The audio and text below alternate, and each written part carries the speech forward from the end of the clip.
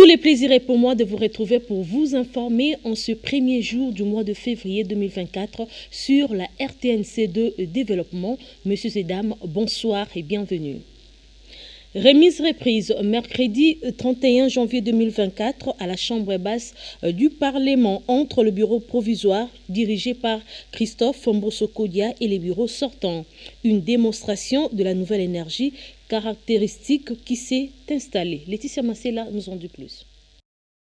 Au nom du bureau sortant, c'est le premier vice-président André Bata qui a supervisé cette passation de pouvoir. Ainsi, le nouveau bureau temporaire se trouve dirigé par le doyen d'âge Christophe Mbosso-Kodia Pwanga, assisté de deux Benjamin Serge Bahati et Agema Tebo. La salle de conférence de président située au deuxième niveau du Palais du Peuple a donc abrité cette cérémonie riche en déclarations. Le bureau sortant a vivement remercié tous les membres du bureau et tous ceux qui s'en suivent. À en croire le président Christophe Mbosso, il est prévu que 48 heures après la prise de fonction, le membre du bureau provisoire procède aux remises et reprises et sous sa casquette de président du bureau provisoire, Christophe Mbosso-Kodia a fait savoir que le bureau provisoire doit travailler de manière à épuiser l'ordre du jour de la session extraordinaire au plus tard le 8 mars pour permettre à la nouvelle législature de programmer sa première plénière le 15 mars prochain. Il a par ailleurs demandé aux élus de travailler en étroite collaboration et avec honorabilité.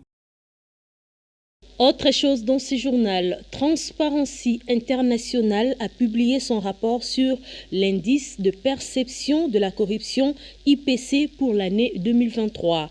Sur la liste, la RDC figure parmi les 15 derniers pays les plus corrompus au monde en 2023 avec un score de 20% selon l'indice de perception de la corruption pour l'année 2023. La RDC est placée à la 170e sur 184e pays évalué. Judith Mambabois signe ce reportage.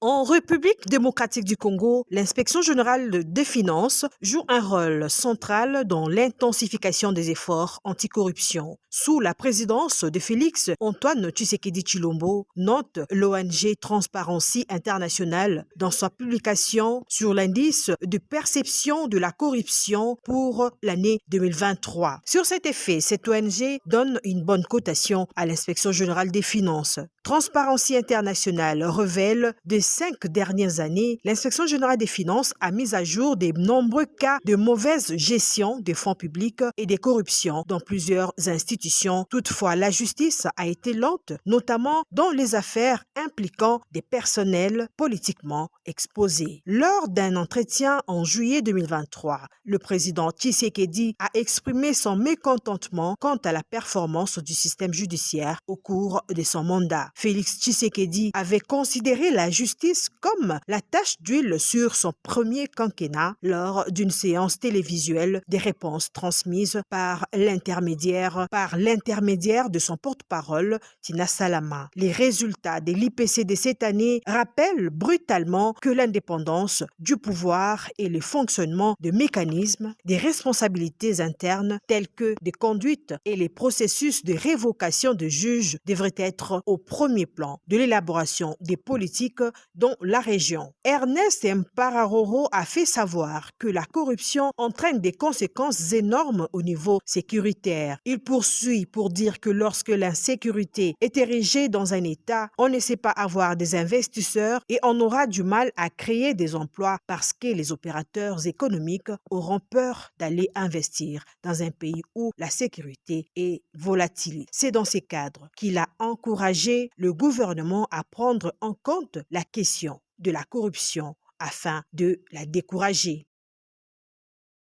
Une matinée fiscale a été organisée le samedi 27 janvier 2024 par le Conseil provincial de la jeunesse de Kinshasa sous les thèmes « Initiation de la jeunesse quinoise à la culture fiscale, bonne gouvernance en RDC ». C'était au Salon Rouge du ministère des Affaires étrangères. Une fois de plus, Judith Mambabois. Une matinée fiscale a été organisée le samedi 27 janvier 2024 par le Conseil provincial de la jeunesse de Kinshasa sous le thème « Initiation de la jeunesse quinoise à la culture fiscale, la lutte contre la corruption et la bonne gouvernance en République démocratique du Congo ». Cette jeunesse, réunie au Salon Rouge du ministère des Affaires étrangères, était sensibilisée sur le rôle qu'elle devra jouer dans le redressement du pays en ce qui concerne le volet de la lutte contre la corruption et la bonne gouvernance. Plusieurs intervenants ont été conviés à exposer lors de cette conférence débat, notamment le coordonnateur de la cellule d'innovation des changements de mentalité, le président du Conseil provincial de la jeunesse de Kinshasa, le président provincial de l'Union nationale de la presse congolaise et le représentant du chef de service de l'inspection générale des finances, IGF, le chef de brigade Nicolas Mouhia. Tous ces intervenants ont appelé la jeunesse congolaise à se réveiller et à prendre conscience de la responsabilité qui lui revient dans la lutte contre les antivaleurs. Pour le représentant de Jules Alingueté empêché, Nicolas Mouhia, la participation citoyenne est essentielle à la réussite de la lutte contre la corruption et la jeunesse a un rôle de leadership à jouer. La jeunesse doit s'approprier la lutte contre la corruption. Pourquoi? Parce que c'est en fait elle qui subit les méfaits de la corruption. Notre jeunesse, elle est vraiment, c'est comme une jeunesse abandonnée et qui doit se réveiller pour qu'elle se prenne en charge et que les dirigeants commencent à tenir compte de la présence de la jeunesse en faisant les choses correctement suivant les règles de l'art. À son tour, le président du Conseil provincial de la jeunesse, Moïse Mundongo, la participation citoyenne est l'une des missions leur confiées. Il était impérieux de réunir les jeunes Congolais pour qu'ils soient ingurgités des notions essentielles du civisme, a-t-il dit. Nous avons lancé cette activité parce que nous savons que nous sommes des citoyens qui doivent contribuer à la construction de notre pays et appeler les jeunes qui sont censés prendre la relève de ces pays, la culture de payer l'impôt et de s'adonner à la bonne gouvernance et de s'acquitter ou d'abandonner toutes les mauvaises pratiques liées à la corruption. Ainsi, nous pouvons connaître un pays fort, unique et prospère. Les participants, comme le cas de ces apprenants aux universités, la matinée fiscale a été très bénéfique et leur a permis de tirer de leçons qui vont amener le pays au développement et surtout, ils ont été inculqués de l'importance du civisme fiscal. Sensibiliser la population ou la jeunesse aujourd'hui comme ça, pour aimer la fiscalité et la mettre en pratique, c'est comme qui veut dire qu'on sensibilise notre pays vers le développement. Parce que si aujourd'hui, nous tous, nous commençons à payer les impôts, nous enlevons les antivaleurs, notre pays va se développer comme il faut et nos générations futures vivront dans la bonté comme on l'a toujours dit. Bien avant, l'assistance a eu droit à la projection du documentaire du Botswana, un pays modèle d'intégrité, et le tout s'est soldé par des questions et réponses. Le chef de l'exécutif provincial du Congo central, le Dr Guy Mbandou, s'est rendu personnellement à Kimpese, dans les territoires de Songololo, pour faire aboutir les efforts de paix et de rétablissement de l'ordre public, dont le chef de la population, après les échauffourées qui se sont déroulées le 29 et le 30 janvier dans cette partie du pays. Suivez. Se rendre compte personnellement de toutes les mesures sécuritaires qui ont été décidées en concertation avec le vice-premier ministre de l'Intérieur, notamment la mise en place d'un couvre-feu, voilà qui justifie la présence du gouverneur de province, Dr Guy Mbandou Nguidi, à Kimpese, mercredi 31 janvier 2024. Question de s'entretenir avec les forces vives du territoire de Songololo, particulièrement ceux de Kimpese, écouter la population, mais aussi apporter un message de compassion aux familles des victimes des échauffourées des 29 et 30 janvier dernier. Aussitôt arrivé à Kimpese, le chef de l'exécutif provincial, Dr Guy Mbandou Nguidi, a tenu un conseil de sécurité élargi auquel ont pris part les forces vives, la société civile, la notabilité, les représentants du pouvoir coutumier, les associations des jeunes, les partis politiques, en vue de rétablir l'ordre et la paix, car, dit-il, la paix est l'affaire de tous. Pour qu'on puisse avoir la paix, il faudrait l'implication de toutes les personnes, de toutes les parties prenantes. Il y a eu des plaintes à différents niveaux, mais je suis heureux que nous ayons pu arriver à un consensus sur la paix. Ce que nous pouvons retenir, c'est l'appel au calme à tous les habitants du territoire de Songolo. Aux habitants de la cité de Kimpese, à qui nous présentons encore une fois nos sincères et nos vives condoléances, l'exécutif fera en sorte que les victimes de ces 2 jours de manifestation soient entièrement prises en charge par la province. De son côté, Jules, président du cadre de concertation de la société civile, lance un message à toute la population de Kimpese. Les revendications sont légitimes, mais il y a la manière de faire la revendication. Arriver jusqu'à tuer les gens, ce n'est pas notre identité en tant que les Bas-Congo. Mais nous demandons à la population de ne plus revenir à tuer les gens. Et je pense que vous avez déjà compris que la première décision était de relever tous ces policiers de Kimpese pour Matadi. Ce qui reste à faire, c'est la collaboration, la sensibilisation.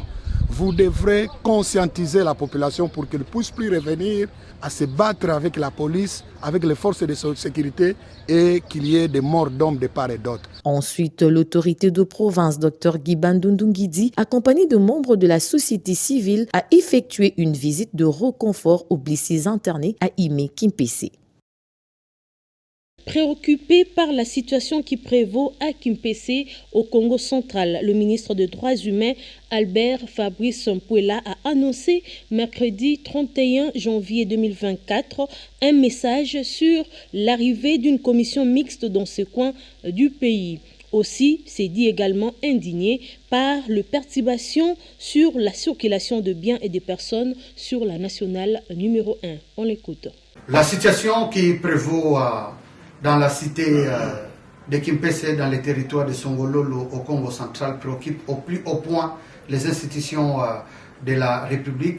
C'est ainsi qu'une mission est diligentée, mission conduite par le ministère de l'Intérieur, mission conjointe intérieure, justice et droits humains, afin de faire toute la lumière sur la situation et établir les responsabilités qui s'imposent. En attendant, nous demandons à la population des territoires de Songololo et des environs de vaquer à leurs occupations, d'être calmes, de faire confiance aux institutions de la République parce que le gouvernement prend la mesure de la préoccupation de la situation et une réponse idoine sera réservée. Nous demandons à la population, à toutes les forces vives du territoire de Songololo de mettre à profit la présence de cette commission pour dire tout ce qui fâche, pour exprimer toutes leurs préoccupations en toute liberté et en toute responsabilité. Personne ne sera arrêté pour avoir librement exprimé ses opinions. Et le gouvernement et toutes les institutions de la République réserveront la réponse qu'il faut pour que la paix revienne, la sécurité surtout. Nous n'oublions pas en tant que ministre des Droits humains qu'après le droit à la vie, le droit à la sécurité est l'un des autres droits fondamentaux qui sont reconnus à la vie humaine. La situation est d'autant plus préoccupante que cela empêche le libre mouvement des personnes et des biens. Voyez comment les gens sont bloqués de part et d'autre de Kimpese alors que la vie continue. Il y a des malades qui doivent se faire soigner et à Limé et à Kinshasa, et cela est très préoccupant. Nous risquons d'assister à d'autres calamités si nous ne trouvons pas de solutions. Donc, un appel est lancé à l'égard de la population, à toutes les organisations, au calme et à faire confiance aux institutions de la République. Le chef de l'État venait d'être élu et il fait de la sécurité des personnes et des biens sa plus grande préoccupation. Le monde célèbre le vendredi 2 février 2024 la journée mondiale des zones humides. Depuis 1997, des organismes gouvernementaux, des organisations non gouvernementales et des groupes de citoyens à tous les niveaux de la société profitent de l'occasion pour lancer les actions de sensibilisation du public aux valeurs et aux avantages des zones humides en général. Les zones humides couvrent dans le monde entre 748 et 778 millions d'hectares et sont définies comme des étendues de marais, des tourbières ou d'eau naturelle, artificielle, permanente ou temporaire. La diversité culturelle et biologique des zones humides constitue une richesse naturelle dont dépend notre bien-être physique et psychologique. Et le thème retenu pour cette année est zones humides et bien-être humain. Ce thème souligne que tous les aspects du bien-être humain sont liés à la santé des zones humides de la planète. Il s'y est dénoté qu'en République démocratique du Congo, les zones humides sont vouées à l'abandon. La société civile environnementale propose l'adoption de la protection des zones humides pour lutter contre les changements climatiques. Plusieurs activités sont donc prévues pour ce vendredi. En santé, la médecine vétérinaire et l'application des principes de la médecine, du diagnostic et de la thérapeutique à tous les animaux. Qu'en est-il de son impact sur la communauté? Tentative de réponse dans cette interview que le docteur Antoine Omonoi, médecin vétérinaire, a accordé à Clever Ligay. Suivez. La médecine vétérinaire, c'est une médecine que je peux même appeler une médecine préventive. Pourquoi? Parce que les médecins vétérinaires, entre de voir d'abord bien sûr la santé de l'animal et puis la santé aussi de l'homme que nous sommes. Pourquoi? Parce que c'est lui qui regarde l'animal et sa santé et puis ce que nous consommons aussi. Parce que l'hygiène des animaux que nous mangeons, la propreté, si pas la viande est sale ou propre, impropre à la consommation, c'est les médecins vétérinaires. Nous aussi, nous sommes en train d'agir en amont dans la santé. Pourquoi? Parce qu'aujourd'hui, il y a la prolifération de maladies zoonotiques que nous appelons les maladies, les zoonoses, sont des maladies qui se transmettent de l'animal à l'homme. Nous avons la rage, Kaypox, coronavirus qui vient de ronger ici. Alors, c'est les médecins vétérinaires qui est censé d'abord limiter la propagation, casser la chaîne de transmission des maladies à l'interface l'homme-animal. Nous prions au président de la République de voir la collation des médecins vétérinaires parce que les médecins des hôpitaux viennent intervenir en aval, mais nous intervenons en amont parce que c'est nous qui consommons. Même si vous voulez analyser les vaccins, tout ce que nous sommes en train d'utiliser aujourd'hui, il faut commencer l'expérimentation par les animaux. Alors, les animaux que nous sommes en train de manipuler, c'est le médecin vétérinaire qui connaît. Aujourd'hui, nous sommes en train de manger les bêtes consommées par une maladie X ou Y. Fatih Béton, libérer les médecins vétérinaires qui sont censés protéger la vie de tous les Congolais en général. Et en sport, la grande fête du football africain se poursuit sans désemparer. Après l'étape de 8e de finale, l'on connaît désormais tous les qualifiés de quart de finale qui débutera ce vendredi 2 février à 18h avec deux affiches. À 18h, le Nigeria recevra l'Angola. La RDC affrontera la Guinée-Conakry. Le Sénégal défiera le Mali à 18h pour la plus belle affiche de ce quart de finale. Enfin, les duels surprenants opposera l'Afrique du Sud et le Cap-Vert. Poursuivons l'actualité avec les journaux parus cette matinée dans la capitale congolaise dans une sélection et commentaires signés Raphaël Kibambe. Revue de presse.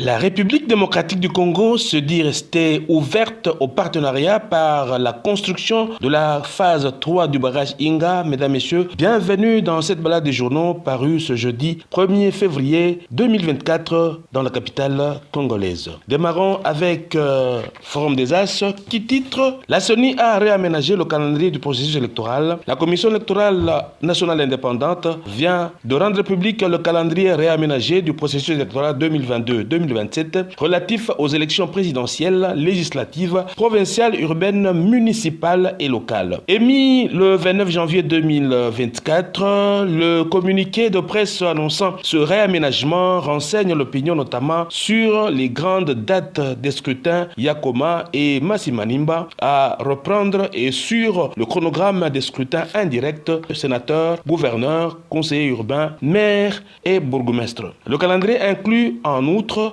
l'enrôlement prévu dans le territoire de Massissi, Rutshuru et Kwamut. Forum des As publie ce calendrier réaménagé en révision de la décision du 26 novembre 2022. La RDC ouverte à tout partenariat pour la construction du barrage Inga 3, signale l'ACP. La République démocratique du Congo donne la chance à tout le partenaire qui voudra s'associer à la construction de la phase 3 du barrage Inga. Nous espérons qu'il va plaire au gouvernement italien qui a déjà été associé à la mise en valeur du site d'Inga d'examiner quelques offres pour notre pays, a déclaré Christophe Lutundola dans son intervention sur la sécurité énergétique et les potentialités offertes par la RDC. Ensuite, il est de notoriété internationale que la RDC, après la Chine et la Russie, est l'un des pays le mieux nantis en termes de potentialité, faisant remarquer que la difficulté reste l'exploitation optimale pour que ces potentialités servent au développement du pays et à améliorer les conditions de vie de la population. Les efforts actuels du gouvernement et du chef de l'État Félix-Antoine Tshisekedi sont concentrés sur le site d'Inga dans le sud-ouest de la République démocratique du Congo, a-t-il expliqué. Pas de dialogue avec le Rwanda, rapporte la référence plus. Aucun compromis ne se fera avec le Rwanda, agresseur de la RDC depuis des décennies, a dit le chef de l'État lors de la traditionnelle cérémonie d'échange des vœux avec le corps diplomatique accrédité au pays, organisée mardi 30 janvier au Palais de la Nation à Kinshasa. Nous n'accepterons aucun compromis qui aurait d'autres objectifs que la sauvegarde de la souveraineté, de l'intégrité territoriale et de la stabilité de la RDC. Aucun compromis n'aura pour effet de porter atteinte aux droits inaliénables du peuple congolais, à la vie et à la pleine jouissance de ses richesses, a déclaré Félix Tshisekedi en réponse au message de vœux lui adressé au nom de tous les diplomates par le doyen, l'ambassadeur du Ghana en RDC. Relayant la même information, l'avenir s'exclame au-delà du nom de Félix Tshisekedi Ubwenge. Pourquoi Félix Tshisekedi refuse-t-il de dialoguer avec le maître de Kigali? Nombre d'observateurs ne comprennent pas à première vue, étant donné que le chef de l'État congolais a toujours prôné le dialogue. Toutefois, le président burundais Evariste Ndayishimiye à Goma, avec les jeunes, le chef de l'État burundais avait abordé des sujets touchant la sécurité dans la région du Grand Lac africain en évoquant entre autres les tensions entre son pays et le Rwanda. Ndayishimiye avait mentionné ses efforts déployés 2 ans durant à négocier avec les autorités rwandaises hypocrites en disant malgré l'ouverture volontaire de la frontière burundaise, les actions des autorités rwandaises, notamment leur soutien présumé aux rebelles burundais basés à Kigali, ont continué. Finalement, par le dialogue, Kagame use de stratagèmes pour faire perdre à ses interlocuteurs du temps pendant que lui, il avance avec ses pions. Dialoguer avec Kagame, c'est donc juste accéder à la fourberie de l'exotérisme Ubwenge. Terminons avec la percée qui titre dans ses lignes intérieures Jules Alingué Tekei au milieu de ses hommes. Le contrat chinois date de l'époque de Joseph Kabila Kabange. Il est apparu comme une farce de mauvais goût dans la mesure où il faisait la part belle, trop belle même pour les Chinois, aux grandes dames des Congolais. L'inspection générale des finances placée sous la direction de Jules Alingué Tekei a mené le bon combat qui a abouti à la correction tant attendue de ce contrat, qui a amené les Chinois a signé un autre contrat le 26 janvier 2024, jugé bon, imaginable et extraordinaire par l'IGF, de même la CICOMINE. Voilà tout pour cette revue de presse. Merci.